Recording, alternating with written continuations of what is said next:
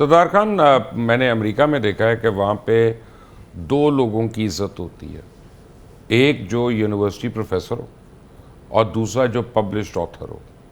इन दो की बेइंतहा इज्जत है। वो फिर उसके आगे कोई हुकूमत का सेक्रेटरी और ये उनको वो सेकंड टीयर पे हैं। यहाँ पे आप लोग पब्लिश्ड ऑथर हैं, आप भी हैं, सोहेल वड़ाइच भी हैं, नजम सेठी भी हैं, पता नहीं काफ़ी लोग हैं हमारे अल्हम्दुलिल्लाह, और बड़े बड़े काम किए हैं लोगों ने। तो आप लोगों को लगा कि आपकी रिस्पेक्ट में फ़र्क पड़ा? रत्ती भर फर्क नहीं पड़ा। ये हमें पता था। देखें, ये नहीं है कि मुझे ये किताब लिखने के बाद तजर्बा हुआ, मुझे पता था कि यहाँ का कल्चर जो आप अमेरिका का कल्चर बता रहे हैं, अमेरिका का माइंड सेट बता रहे हैं, अमेरिकी लोग जिस तरह सोचते हैं उसका बता रहे हैं, और जिस तरह पाकिस्तानी लोग सोचते हैं या पाकिस्तान का कल्चर है या पाकिस्तानी माइंड सेट है, ज़मीन आसमान का फ़र्क है। ये चीज़ वहाँ पर पॉसिबल है, लेकिन चूँकि ज़िम्मेदारी एक ऐसी चीज़ होती है, फ़राइज़ की अदायगी के बाद आपने हकूक़ की बात करनी होती है। पाकिस्तान में मैंने नहीं देखा कि फ़राइज़ की अदायगी करने के बाद आप हकूक़ की बात करें। फ़राइज़ की अदायगी की नहीं, हकूक़ की बात शुरू कर दी हमने। ये हमारे यहाँ ये प्रॉब्लम है। अब जब ये चीज़ कम अज़ कम जर्नलिस्ट तो रियलाइज़ करता है, उसकी उम्र गुजरी होती है, उसने हर दौर की हुकूमत के आगे पीछे जो कुछ हो रहा होता है, हमारा जो माजी है 40-45 साल का माजी है, ये आज के दौर की हुकूमत आई। हम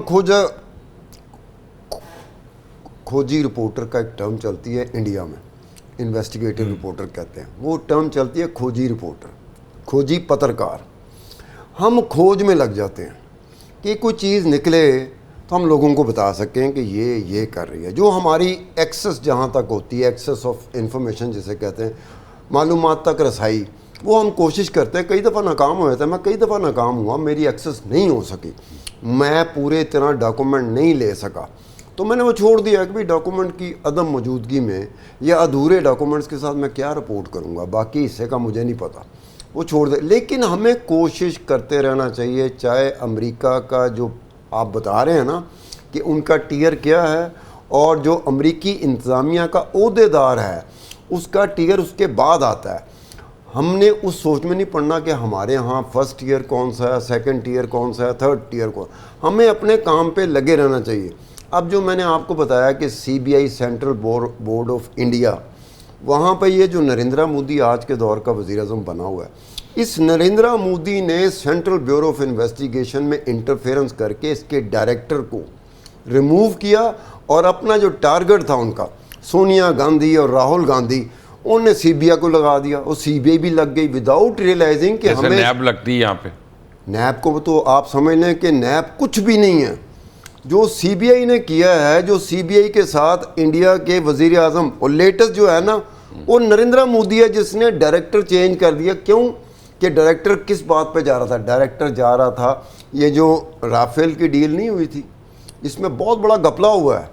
ये वर्मा जा रहा था ये राफेल की डील को प्रोब करने। नरेंद्र मोदी ने कहना रोको, जो शुरू कर देता तो ये ना हो कि हमारे बखिए उधेड़ दे। उसने उस डायरेक्टर को रिमूव कराया, उसकी जगह पे जो डायरेक्टर आया CBI का, वो भाईजान वो भूल ही गए कि राफेल कोई डील हुई थी, और राफेल में अब प्रॉब्लम यही है गौर भट्ट कि हो सकता है 6 महीने के बाद ये किताब जो है इतवार के दिन अनारकली के बाहर फुटपाथ पे बिखरी हो। नहीं सर, फुटपाथ पे नहीं बिकेगी। इस किताब में आप देखें कोई बंदा जो है वो समोसा रख के खा रहा हो, राइट। लेकिन जूते जो हैं वो MM आलम रोड में शो के इसमें मिल रहे होंगे, एयर कंडीशन दुकान पे। और वो तो जो कौम किताब की जगह जूते को प्रेफर करती है, उसको पे जूते ही पड़ते हैं ना सर। देखिए, अब उसी के नतीजे में हमारे ये हालात है ना। आज हम आज़ादी सहाफ़त के हवाले से बात कर रहे हैं, और जितनी मेरा ख्याल है कि मादर पिदर आज़ादी इसका सोशल मीडिया के ऊपर मौजूद है।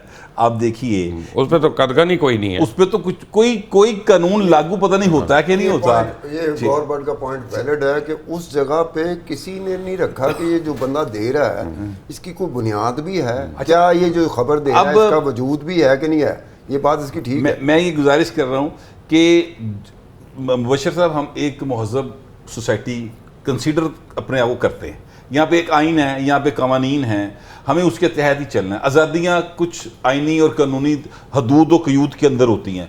अगर मादर पिदर आज़ादी चाहिए तो फिर तो कोई जंगल जाया जा सकता है ना, फिर तो किसी इंसानों की सोसाइटी में नहीं रहा जा सकता। तो वो जो हदूद व क़यूद हैं उसको जब वायलेट किया जाता है तो सोशल मीडिया पर तो होता है जनाब उन्होंने कोई किसी ने कुछ नहीं कह पा रहा, चाहते हुए भी नहीं कह पा रहे, मुकदमा दर्ज होता है फिर भी नहीं कहा जा रहा। लेकिन आप यहाँ बैठ के कुछ ऐसी बात कर दें, फौरी तौर पर पैमरा तो आर्डर आना है, 10 लाख जुर्माना हो जाना, जनाब ने 2 दिन लिए फिर भी हो जाना। ठीक है, अब देखा ना जिसने आशा भोसले की इंतकाल की खबर दी, उन सारों को नैब पैमरा से नोटिस आ गया। अच्छा, अब ये देखे ना, जिसने ये नोटिस जारी किया है अब उसकी अक्ल पे मातम करना चाहिए, क्योंकि खबर के एतबार से भी देखा जाए तो आशा बड़ी खबर है सर, इस सदी की नहीं 2 सदियों की बड़ी गुलकार। ठीक है, और ये सिर्फ ये नहीं कि वो पाकिस्तान या इंडिया में सुनी जाती, पूरी दुनिया में जहां जहां माइकल जैक्सन अगर मरहत माइकल जैक्सन है वो सर जी, अगर जहां जहां हिंदी ज़बान और उर्दू ज़बान, पंजाबी ज़बान बोली जाती समझी जाती, वहां वहां आशा भोसले, लता मंगेशकर, मोहम्मद रफ़ी, आइकॉन्स हैं जी, मेहदी हसन साहब, ये सुने जाते हैं। गुलाम अली, माइकल जैक्सन उन्होंने नहीं सुना जाता भाई जी, जिन्होंने मैं गल कर रहा हूं, जिन्हें वो सुने जाते।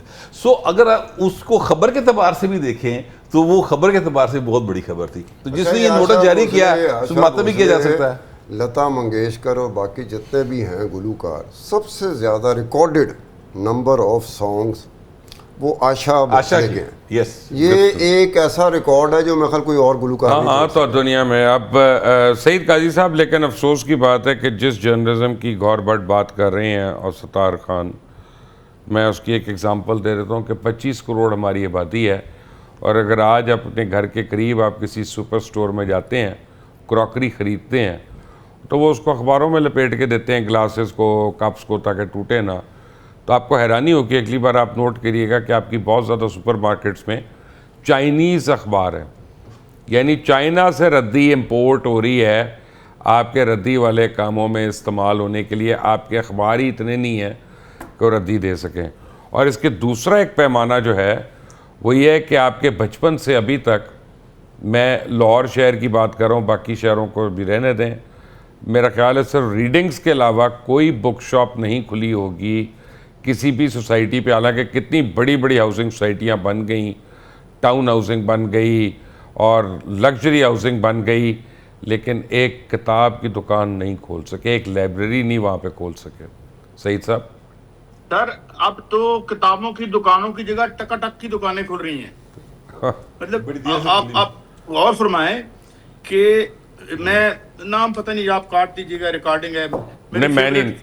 फिरोज सन्स जाते थे हम, किताबों से बड़ी मोहब्बत थी, खरीद भी नहीं पाते थे, कुछ इस तरह के हालात थे। संगे बील था फिरोज सन्स साहब। मैं तो सारी उम्र अपना वो पंजाब पब्लिक लाइब्रेरी में जाके पढ़ता था, दिल से मोशरबा पूरी सीरीज मैंने वहाँ पढ़ी है, बड़ी वाली। हाँ, तो वो बस क्या आपको बताएं, बड़ी कहानियां इसके साथ वाबस्ता है। मगर आप देखें, अब किसी बंदे को पूछें, किसी बंदे को टीवी पे आता है, आप